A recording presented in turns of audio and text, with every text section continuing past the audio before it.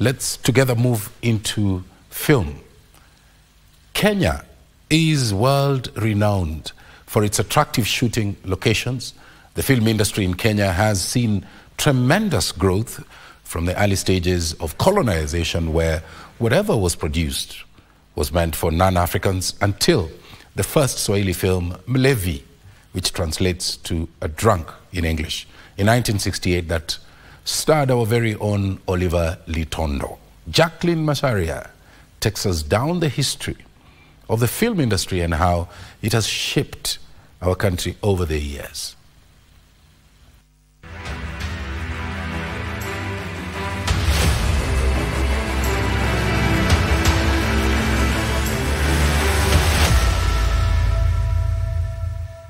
Nairobi is a city in touch with the rest of the world. With over 10 cinema halls in the city and its environs, one is able to enjoy the latest films as they are released from different parts of the world. What is more exciting for the young Kenyans is that they can participate in this exciting creative art by producing their own local films and release them on video and television across Africa and even on big screens alongside other Hollywood and Bollywood great films. But this journey has taken over 100 years to grow. Mudamba, who is the program's director of DocuBox Kenya, a documentary film fund, recalls the film industry in the colonial days.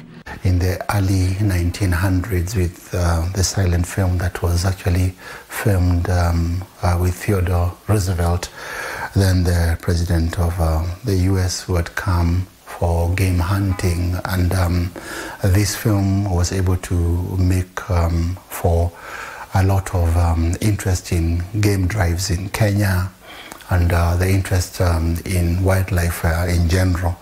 And I think that could be what was able to bring the National Geographics and all that, the films that became really interesting when it comes to NGO type films. Small loads, which they can... During the Second World War, the colonial government in Kenya introduced mobile cinemas as an experiment in educating native populations.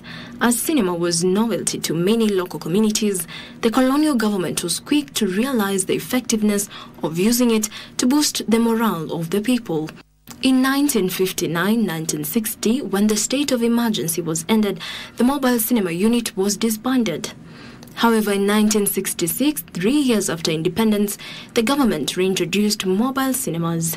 It was used actually mainly to be able to educate Africans on the European culture, and definitely what was happening is that it was a skewed way of being able to look at our own culture versus the European culture, where the Africans were always viewed in a different way. And definitely it was also being used to be able to educate Africans in cinema making, but at the same time indoctrinate Africans on the lower scale where they stand compared to the whites. During this period, no Africans were involved in shooting films, except perhaps as extras. When we look at the era of shooting film, we didn't have a lab in the country, so every time you have to shoot a film, you're either going to send your stock in Dubai or South Africa, which was going through apartheid then, and it was a little bit more complicated. Kodak had an office then, or UK. Every other shoot, you'd have an HOD who was a foreigner on set, and that has continuously changed over the years with the expertise and the training on the jobs, with the increase of film schools like ADMI, which is about a decade now, like multimedia, Kenya Film School, which is also growing up very, very well. All these universities have played a very significant role in pumping up students from film schools and learning the basics and the introduction into the market. In 1964, Bellevue Drive-In Cinema came to be. Paul Okech takes us back to its history, noting that back then the price would vary depending on if the film was new or repeated. One would get to watch a film from the comfort of his or her car. The films were projected on the big screen, and each day had a specific genre of film that was being showcased. We did not used to plan. We know what people like. So if it comes to comedy movies, That one we normally screen them on during weekdays. That was Monday to Thursdays. And those were English movies, comedies, like Terence Hill, Bud Spencer, something like that. And on Friday, Saturday, Sunday, we normally used to screen this Asian movie, which were good, and they like it, and that was good for our business those days. The drive-in now is permanently closed. Paul notes that after the introduction of DVDs, the culture of driving to watch films reduced, leading to increased losses to the business. In 1968, an Asian by the name Lagbir Singh did the first ever Kiswahili feature-length film Mlevi that featured renowned actor Oliver Litondo. He came with a script, Swahili, the first Swahili film to be made. He came with a script. He brought in people from Bombay to come and do the production. And that was a film, the first locally produced film that I can remember, Mlevi. I have looked for that film, by the way, I can't find it. So that shows you the state of affairs we were in. Nobody cared to even to go and get that film and keep it as a memento or as something that we can refer to today. So you plan to stay then?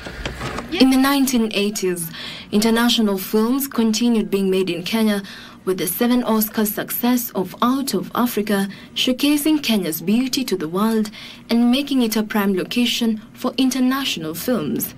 Hardships in the industry, however, led to a lull in local production. The new government has... until the digital era in the 2000s inspired Kenyans to use digital technology for filming, ushering in the likes of Jean Murago Munene and the rise of Riverwood filming industry.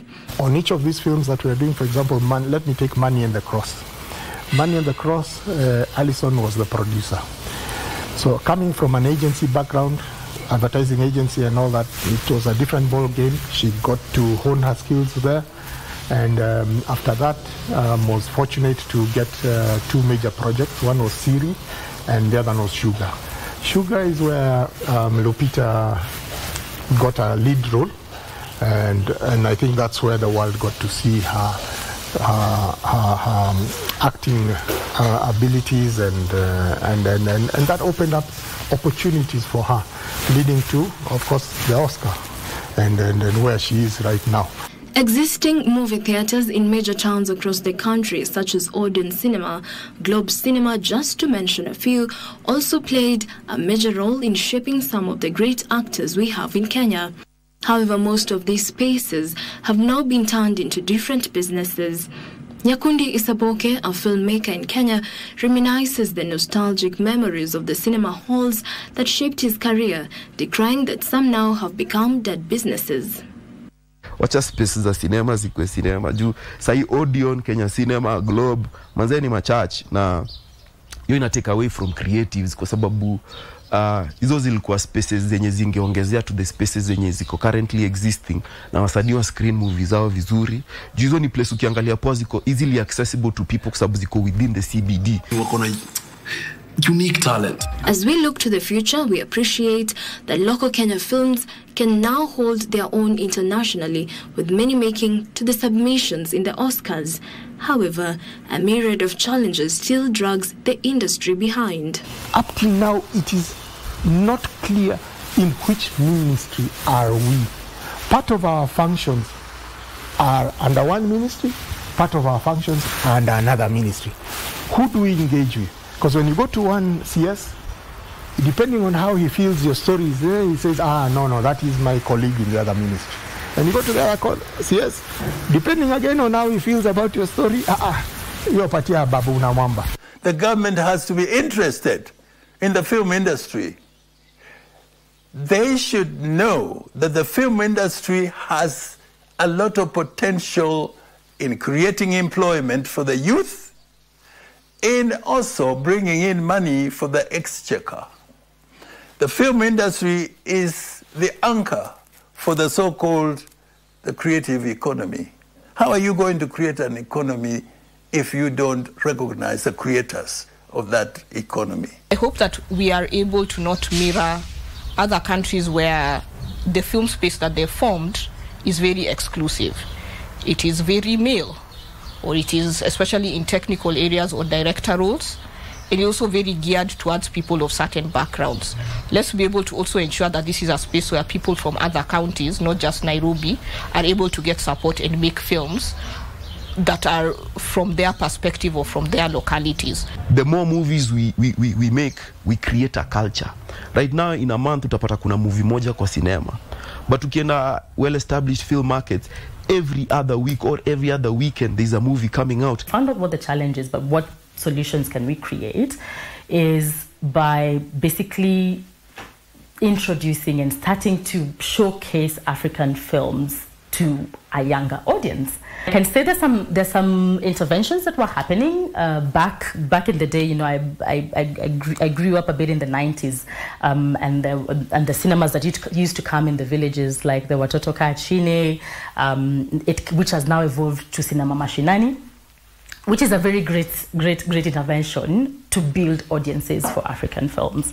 And what that does is, if it's done in a consistent manner, is you bring something to people, you find people who love coming to do this as a social thing, and they create an appetite for that. And in the sense, in that, if we go now into an avenue of looking at it from a distribution perspective, is you already have an audience who's yearning for this. As to where the next 60 or more years will bring, only Kenyan filmmakers can write the future by standing on the building blocks of yesteryears to showcase our stories to the world.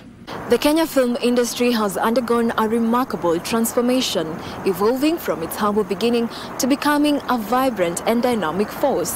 The industry's trajectory not only reflects the artistic expression, but also the resilience and spirit of a nation. Jackline Macharia for KBC Channel 1.